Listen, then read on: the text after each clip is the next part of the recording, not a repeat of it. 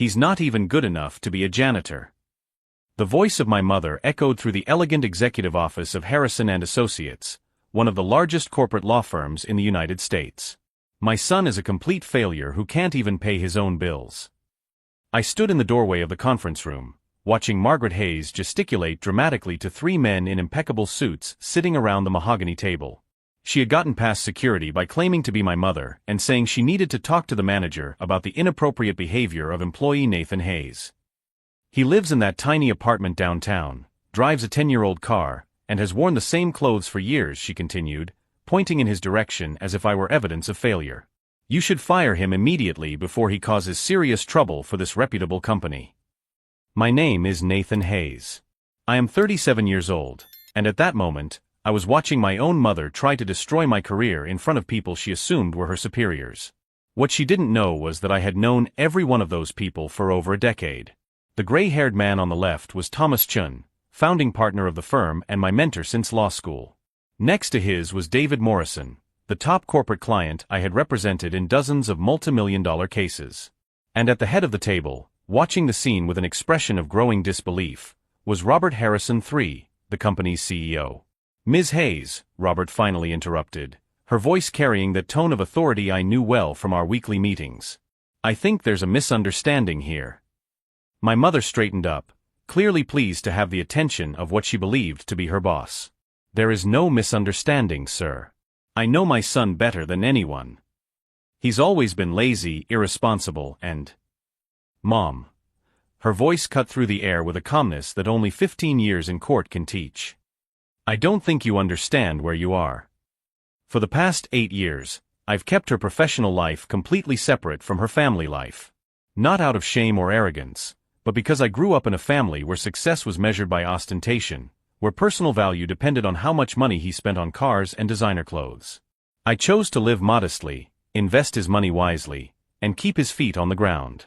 The result of that choice was now staring back at me with growing horror as reality began to dawn on her." Thomas Chun rose slowly, his expression changing from confusion to something close to amusement. "Ms. Hayes, allow me to introduce myself properly. I am Thomas Chun, founding partner of this firm.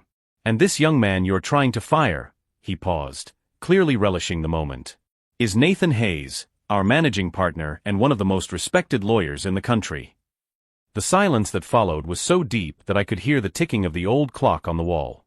My mother looked from Thomas to me, then to Robert, his face going through a whole range of emotions: confusion, denial, and finally, a mortifying realization. If this family history and unexpected twists and turns are grabbing her attention, be sure to subscribe to the channel to find out how a simple attempt at humiliation turned into the most embarrassing revelation of a mother's life. But what my mother didn't know yet was that this conversation was being recorded for the company's archives, and that every word she had said would be revisited in a way she could never have imagined. "That's impossible," my mother murmured, her voice losing all the authority it had had seconds before. "Nathan never told her he was. He can't be." Robert Harrison rose from his chair, her imposing height dominating the room. "Mrs. Hayes, her son is not just a managing partner at this firm. He is the lawyer responsible for the biggest corporate cases in the country. Last week, he closed a $300 million deal that saved 12,000 jobs." I watched my mother process this information, seeing decades of prejudices and assumptions crumble in real time. Margaret Hayes, 62 years old, a woman who had always measured success by the number of zeros in her bank account and the social status she could flaunt. For her, human value was directly proportional to the size of one's house, the model of one's car, and the labels on one's clothes. "But he drives that old Honda," she stammered, pointing at me as if I were contradictory evidence. "And that tiny apartment. He never has money for anything." Thomas Chun chuckled softly, a sound I recognized from our legal strategy sessions when we found a crucial flaw in the opposition's argument. "Mrs. Hayes, Nathan owns the penthouse of the Manchester building. It's 4,000 square feet with a view of the river. He also has a country house in Martha's Vineyard and, if I'm not mistaken, an apartment in London." The color drained completely from my mother's face.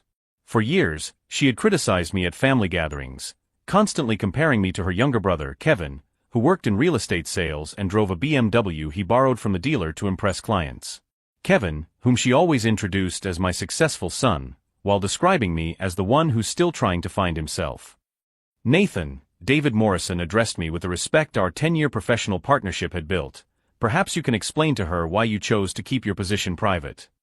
I approached the conference table, my hands clasped behind my back in a posture I had developed over thousands of hours in court. Mom, for the past 8 years, every time you asked me about my job, I told you I worked in corporate law. You never showed any interest in knowing more. But you never said you were, she gestured vaguely toward the men in their expensive suits. A partner? One of the youngest lawyers to reach that position in the history of the firm? The one responsible for setting legal precedents that are studied at Harvard and Yale. My voice maintained the professional tone I used with difficult clients. You're right, Mom. I never said that explicitly. What she didn't know, what no one in my family knew, was that my decision to live modestly wasn't a financial one. It was philosophical. I had grown up watching how money turned people into worse versions of themselves, how social status created artificial hierarchies that destroyed genuine relationships. Nathan, Thomas interjected gently, her mother seems confused about her financial situation. I smiled, the same controlled smile I wore when I was about to present devastating evidence in court. Mom, remember when she complained that I couldn't contribute $500 to Dad's birthday present last year?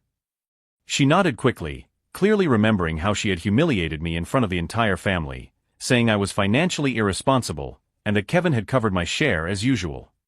That same day, I transferred $2 million to a college scholarship fund in Dad's name. The difference is that he never knew because I didn't want anyone to feel obligated to thank me or treat him differently. $2 million. My mother repeated weakly. And that was just January, David added with a smile. Nathan funds education for underprivileged children, rehabilitation programs for ex-convicts, and maintains a free legal clinic that serves 1,000 families a month. Margaret Hayes slumped into a chair, her initial bravado completely evaporated. For decades, she had measured my worth based on superficial appearances, assuming that modesty meant failure, that humility indicated a lack of ambition. But what she didn't know was that this entire conversation was being recorded. Not just for the company archives, as I mentioned earlier, but because Robert had secretly initiated a video call with other founding partners who were listening to every word of our emergency meeting. And among those partners was someone my mother knew very well. Someone whose opinion she valued above anything else in the world. Someone who was about to turn this awkward situation into something far more complex and painful than she could ever imagine. Nathan is right about the foundation, a familiar voice echoed through the speakers of the room's video conferencing system. I was very moved when I heard that my brother had created that scholarship in our father's name. My mother quickly turned to the large screen on the wall, where the smiling face of Kevin Hayes, my younger brother, appeared. The same Kevin that she always introduced as the successful son at family gatherings. Kevin, she whispered, her voice breaking slightly. What are you doing there? Attending the monthly meeting of the founding partners, he replied calmly. Mom, meet the other founders of Hayes and Morrison Enterprises, the financial technology company we started together 3 years ago. For years, she had used Kevin as a yardstick for my supposed failure, never asking for details about how he had managed to start his own business at such a young age, where the initial capital had come from, or why he always avoided talking about his silent investors. Wait, she stammered, looking from Kevin on the screen to me. You two are partners? Thomas Chun stood up and walked over to a digital presentation on the wall. With a few taps, he revealed a complex organizational chart showing the corporate structure of Hayes and Morrison. Mrs. Hayes, her son Nathan, is not just a managing partner at this law firm. He is the lead investor and legal advisor to 17 technology companies, including his son's company. 17 companies? My mother seemed to be having trouble processing the information. Actually, it's 19 now, Kevin corrected from the screen. Nathan just invested in 2 clean energy startups last week. Mom, did you really think he raised $2 million in seed funding by selling real estate? I watched my mother confront decades of false assumptions in real time. Kevin had always been smart enough to let her believe that his success came entirely from his own talent, while I had provided not only the initial capital but also all the legal support to properly structure the business. But Nathan never said, she began weakly. Because you never asked, I interrupted, my voice maintaining the professional tone I had developed after years of mediating complex corporate disputes. Mom, in the last 15 family meetings, how many times have you specifically asked him about his work other than how are things at the office? She opened her mouth to respond, but no sound came out. Robert Harrison resumed control of the presentation, revealing a series of newspaper articles and professional accolades. Ms. Hayes, his son was named Lawyer of the Year by the American Bar Association in 2021. He received the Innovation in Corporate Law Award from the Harvard Law Review last year. And he's been on Forbes' list of the 40 most influential professionals under 40 for 3 years in a row. Forbes, she repeated mechanically. Page 47 of the March issue, David Morrison added with a smile. There's a really good photo of Nathan in court, representing a clean technology company against an oil company. The case set important precedents for environmental protection. I could see my mother doing mental calculations, trying to reconcile the man she had just called useless with these revelations. For years, she had measured success by ostentation, expensive cars, designer clothes, houses in the most exclusive areas of the city. She interpreted my deliberate modesty as evidence of failure, never considering that someone might choose to live humbly despite having abundant resources. Nathan, Kevin said from the screen, his voice carrying a note of sadness I recognized from our private conversations with she, maybe it's time to show her the home office. I grabbed my phone and opened the app that controlled my apartment security. With a few taps, I activated the internal camera system. The meeting room screen showed a panoramic view of my home office, floor-to-ceiling mahogany bookcases filled with volumes of case law, an executive desk that had belonged to a Supreme Court justice, and on the walls, diplomas, certifications, and photographs of me with 3 different governors, 2 senators, and the Attorney General of the United States. This is just the office, I said casually. The law library is upstairs. Margaret Hayes was staring at the screen as if she were seeing a ghost. Nathan, I didn't know. Mom, my voice took on the tone I used with hostile witnesses. You've spent the last 15 minutes trying to destroy his professional reputation in front of colleagues who respect him. You've claimed that he's irresponsible, lazy, and possibly involved in illegal activities. All without ever asking a single genuine question about his life. Thomas Chun resumed his seat at the table. Nathan, perhaps your mother would like to hear about her contribution to the reform of the juvenile justice system? Or the mentoring program you created for young lawyers from low-income families, David Morrison added. Don't forget the free legal clinic, Kevin contributed from the screen. Mom, Nathan provides free legal services to families who can't afford a lawyer. Last year alone, he saved 432 families from eviction. Why didn't you ever tell us? She finally asked, her voice almost a whisper. I sat down in the chair across from her, interlacing my fingers the same way I did when I was about to present a crucial argument in court. Because I wanted to see if his family would love me for who I am, not for what I've achieved. I wanted to find out if my mother would be proud of the son she raised, regardless of titles or public recognition. I stood up slowly and walked over to the window, which offered a panoramic view of the city. I found out that you were willing to try to destroy his career based on prejudice and assumptions. I found out that you were never genuinely curious about my life or his values. And I found out that you were willing to publicly humiliate someone you claim to love. I turned to face her directly. But most of all, Mom, I've discovered that I need to make a very important decision about the future of our relationship. Kevin discreetly disconnected from the video call, recognizing that the rest of this conversation should be private. Thomas, Robert, and David also began to get up, but I raised my hand to stop them. No, please stay, I said calmly. What I have to say to his mother must be witnessed. Because this time, I want it to be absolutely clear to everyone where I stand. What my mother didn't know was that this conversation wasn't just being recorded for the company archives. It was being broadcast live to a business leadership webinar that I had agreed to present to 200 executives. A webinar on family integrity in the corporate environment that was about to become much more personal than anyone could have imagined. And the decision I was about to announce would change not only our family relationship, but also the trajectory of our entire business legacy for generations to come. Nathan, you can't be serious, my mother, his mother, stood abruptly from her chair, her voice taking on the authoritative tone she used when trying to control situations that were slipping out of her grasp. You're creating unnecessary drama. I came here worried about you, trying to protect her reputation. Thomas Chun coughed discreetly, his expression revealing decades of experience observing dysfunctional family dynamics in cases of business succession. "Mrs. Hayes, perhaps it would be best to hear what Nathan has to say." But my mother had gone into full attack mode, the same strategy she used when she felt cornered in any situation. "Protect? You spent 15 minutes trying to fire me from a job that, as we now discover, doesn't even exist at his level of the hierarchy."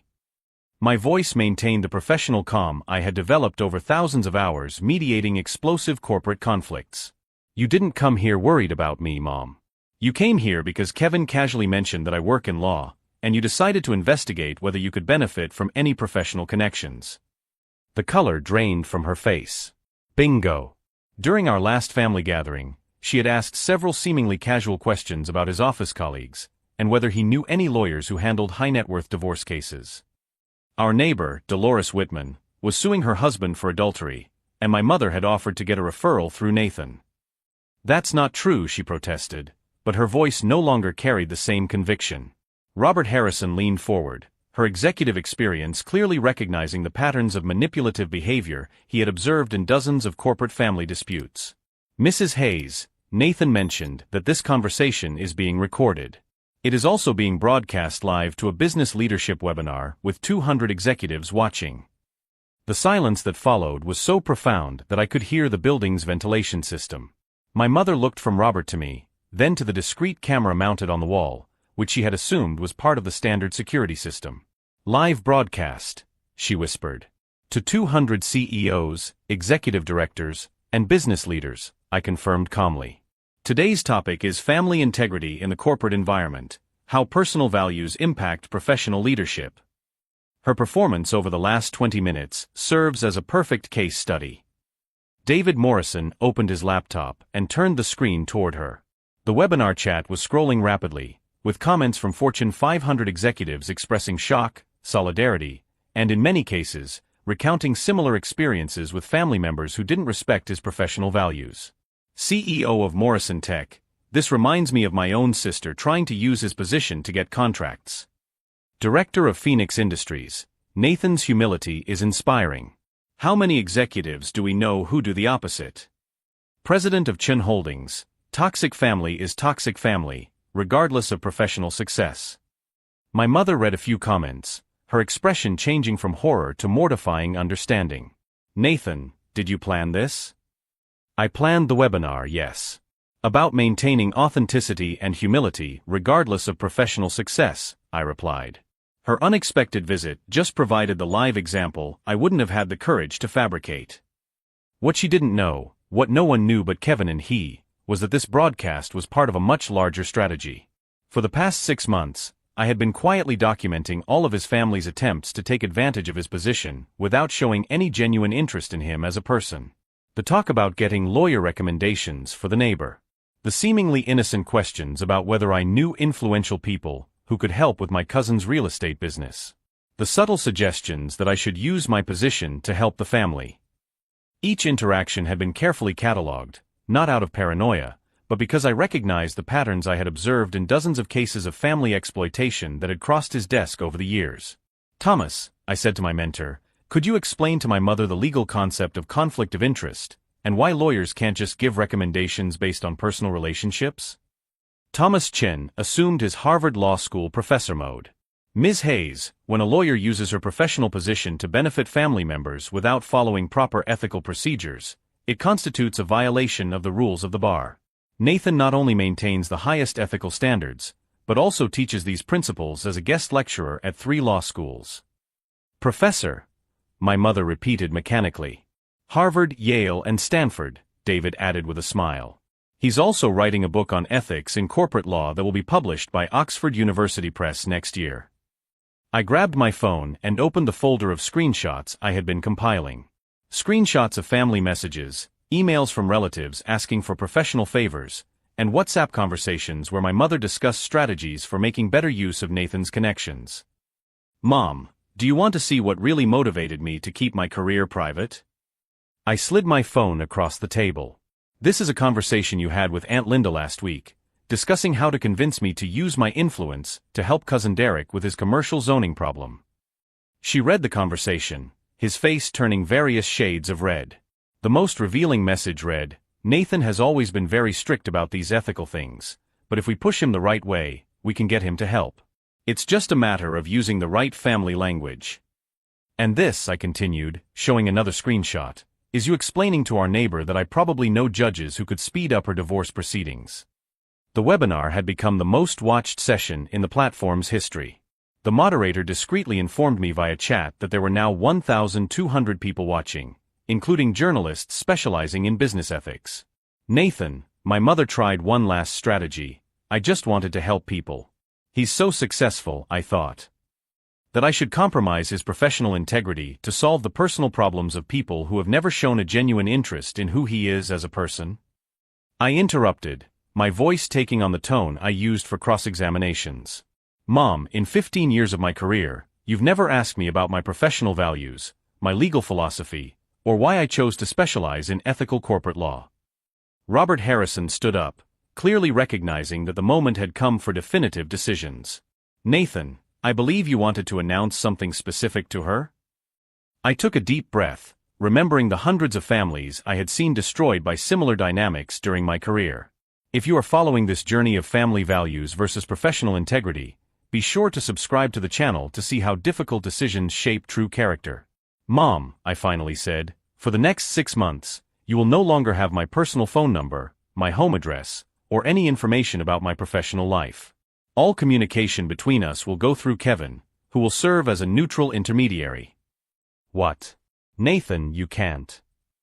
6 months for you to reflect on whether you want a genuine relationship with your son, or if you'd rather continue trying to exploit a fantasy version of what you imagine my professional influence to be." I picked up my briefcase and headed for the door. "The choice is his, Mom.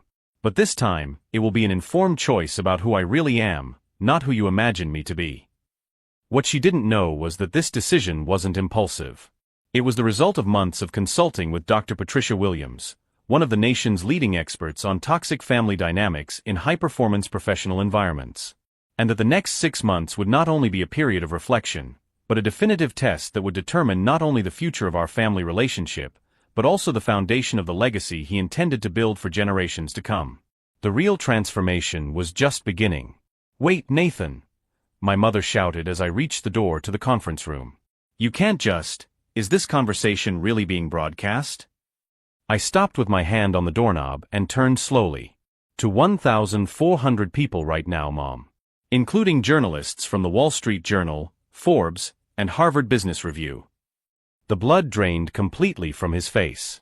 "Journalists?" Robert Harrison discreetly tapped his tablet. "Nathan, the webinar moderator is receiving requests for live interviews. CNN Business, Bloomberg, and 3 business leadership podcasts want to talk to you about family authenticity in executive positions." "And me?" my mother asked in a small voice. "Well," Thomas Chun consulted his own device, "there are a few requests for comments on toxic family dynamics in high-level corporate environments." Apparently, her performance has become an instant case study on how not to support family members in leadership positions. I watched my mother process that his attempt at humiliation had become viral content for business behavior analysis. But what she didn't know yet was that this broadcast had not been a coincidence.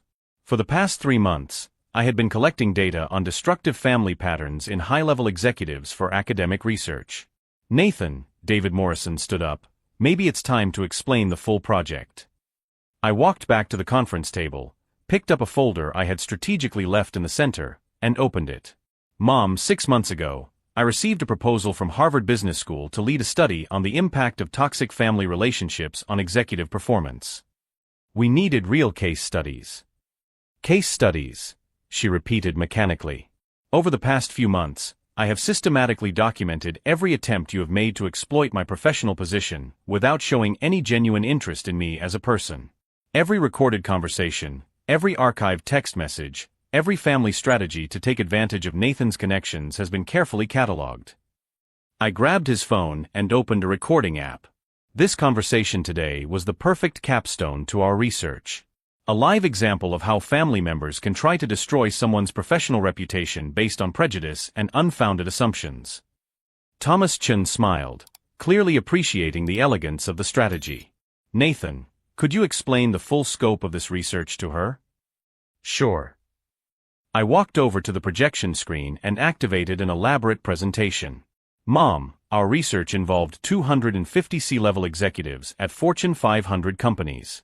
We found that 72% keep aspects of their careers private specifically to avoid family exploitation. The first slide showed devastating statistics about family relationships in high-net-worth families.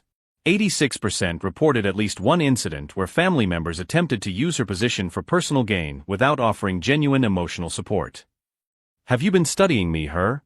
my mother whispered, horror growing in her voice. "I was documenting behavioral patterns that you chose to exhibit repeatedly over the course of 8 years, I corrected calmly. The difference is important for the research methodology.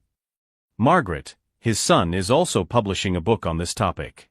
Family as a Business: Navigating Toxic Relationships in Leadership Positions will be released by Harvard University Press next fall." A book. She sat down heavily, as if her legs could no longer support her. "With an entire chapter devoted to what we're calling family parasite syndrome," I added. "Behaviors where family members attempt to extract benefits from professional positions without offering reciprocal emotional support or genuine respect for the person." David Morrison tapped his tablet. "Nathan, the webinar chat has exploded. We have 3 CEOs reporting identical experiences with their own mothers, 5 VPs sharing similar stories with siblings, and a startup founder saying her entire family tried to exploit her financially after her IPO. And there's more," I continued, watching my mother try to process the magnitude of what had happened. "This research has become the basis for a new training protocol in large corporations on how to identify and handle inappropriate family pressures." Thomas Chun opened another folder. "Margaret, Google, Microsoft, Amazon, and Apple have already implemented seminars based on his work. He literally wrote the manual on how executives should deal with family members who exhibit the behaviors you displayed today." The silence in the room was absolute, except for the soft sound of notifications coming in on everyone's devices. More media requests, more universities wanting to study our data, more companies interested in the training protocols. "But Nathan," my mother finally found her voice, "did you plan all this? Did you know I was coming here?" "I didn't plan for you to come specifically today," I replied honestly. "But I documented enough patterns to predict that you would eventually try something like this. Kevin casually mentioned last week that you had asked about my office, and if I knew important people." I grabbed my phone and showed her a series of text messages. "Kevin warned me last night that you were investigating my professional situation. That's why we activated the live stream this morning. We didn't know exactly what you would do, but we wanted to be prepared." Kevin knew. Her voice was almost inaudible now. "Kevin has been my primary consultant on this investigation for the past 6 months, I revealed. He documented his attempts to use our business partnership to impress your real estate clients, her questions about taking advantage of Nathan's connections, and her speculation about my financial life." Robert Harrison stood up, clearly recognizing that we had reached the crucial moment of revelation. "Margaret, there's one last thing you need to know about this research." "What?" she asked, looking like a lost child. "His behavior today not only confirmed our research hypotheses," he said calmly. "It also violated several corporate confidentiality agreements." Confidentiality agreements? Thomas Chun opened a legal document. "When you walked into this office and began making allegations about the professional competence of a managing partner to clients and business partners, you technically committed corporate defamation. Our security policies require that we treat this formally." The horror on his face was almost palpable. "Are you going to sue me?" "No," I replied calmly. "But we will use this incident as a definitive example in our corporate training protocols. Her performance today will be studied in MBA classrooms for the next 10 years as an example of what not to do." David Morrison glanced at his watch. "Nathan, we have 5 minutes before the live Q&A session. The participants want to know about recovery strategies for family relationships after incidents like this." I looked at my mother, who was sitting in absolute silence, finally realizing that she had not only been publicly humiliated, but had unwittingly become his subject of academic research on dysfunctional family behavior. "Mom," I said softly, "the question now is not whether our relationship can be repaired. The question is whether you are willing to participate in Phase 2 of our research, Family Rehabilitation Protocol for Relationships Damaged by Inappropriate Power Dynamics." "Phase 2, she whispered. 6 months of documented family therapy with Dr. Patricia Williams, followed by a year of coaching on how to support family members in leadership positions without trying to exploit those positions. I walked over to the window, watching the city stretch out below us. The choice is his, Mom. You can become a case study in permanent family failure, or you can become an example of recovery and growth. What she didn't know was that both Kevin and he had already decided that, regardless of her choice, our research was complete. And that the next 6 months would not just be about our family relationship, but about setting new standards for how families of high-level executives should interact. The most profound transformation was yet to come. 2 months later, I received an email from Harvard Business School. Our webinar had become the most watched in the platform's history, with over 200,000 views and requests from universities around the world to use our research in their MBA curricula. Nathan, Dr. Patricia Williams, called me on a Tuesday morning. Her mother has completed the first phase of family therapy. She would like to talk to you. I was reviewing contracts in my office when Margaret Hayes walked in, unrecognizable from the arrogant woman who had tried to destroy her reputation 2 months earlier. Her hair was simpler, her clothes casual, and for the first time in decades, she wasn't wearing flashy jewelry. Nathan, his voice was soft, almost a whisper. I watched the entire webinar. All 4 hours of behavioral analysis. I read the articles in the Wall Street Journal about our family. I saw the interviews you gave about toxic family dynamics. I maintained my professional demeanor but allowed her to continue. For 2 months, I participated in daily sessions with Dr. Williams. I reviewed all of our interactions over the past 8 years. And I realized something devastating about myself. Her hands trembled slightly. I never loved you for his being. Only for what I imagined he could provide me. Thomas Chun had warned me that family members in recovery often experience moments of brutal insight into their own behavior. What surprised me was the depth of my mother's self-criticism. I discovered that for 15 years, Kevin protected me from knowing details about her career because he knew I would try to exploit his position. He knows me better than I know myself. Tears began to stream down her face. My own youngest son had to protect his brother from his own mother. And what do you intend to do with this understanding? I asked, using the neutral tone I had learned in complex family mediations. I've spent the last 2 months volunteering at a free legal clinic, she replied, completely surprising me. The same clinic you anonymously fund. Dr. Williams suggested I try helping people who really need support, rather than trying to extract benefits from those who already have resources. I grabbed my phone and opened the clinic's app. There were weekly reports about a new volunteer who was helping families with basic legal documentation, translating complex forms, and organizing files. Margaret Hayes, listed as initial screening volunteer. Her supervisor said, "You're one of the most dedicated volunteers they've ever had," I said, genuinely impressed. Because I finally understand the difference between helping people and using people. Her voice grew firm. Nathan, I'm not here to ask for forgiveness or to go back to the way things were. I'm here to tell you that I accept the consequences of my behavior. Robert Harrison had warned me that our research would generate international interest, but I hadn't expected it to go this far. Universities in 12 countries had already implemented our protocols in his business leadership programs. The consequences include the fact that our family history is now studied in classrooms as an example of destructive dynamics? I asked. They include that and much more. She took a deep breath. They include the fact that you lost a son whom I always admired, but never knew how to love properly. They include accepting that some damage is irreversible. And they include committing herself to ensuring that other families do not repeat the same mistakes. Kevin entered the office at that moment, as we had agreed.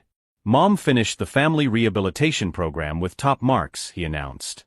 Dr. Williams said it was one of the most complete transformations he's ever seen. And now? I asked, looking from Kevin to my mother.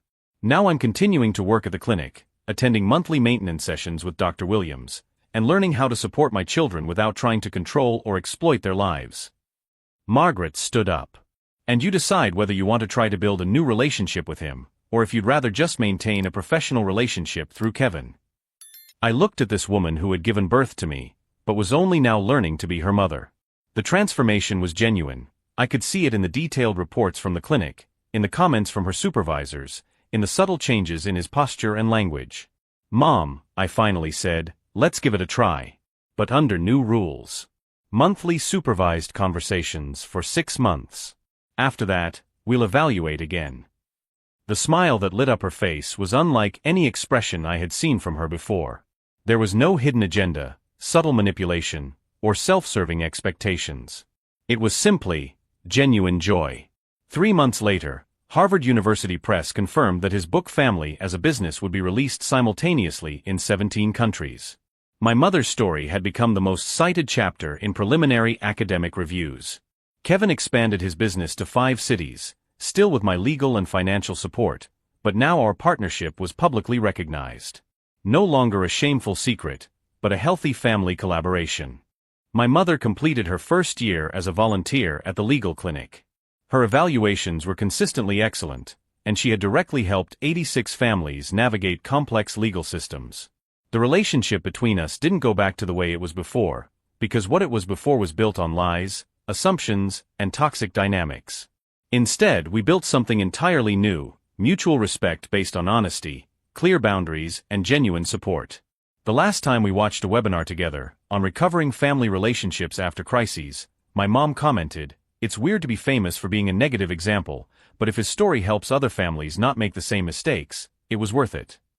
If this journey of family transformation and poetic justice has touched his heart, don't forget to subscribe to the channel for more stories about how toxic relationships can turn into authentic connections when we face the truth with courage. I've learned that family isn't about who shares your blood, but about who chooses to grow with you. Sometimes the people who hurt us the most are the same ones who, with hard work and genuine humility, can become our biggest supporters. The real victory wasn't humiliating my mother publicly. It was creating a path for her to become the person she always had the potential to be but never had the courage to choose.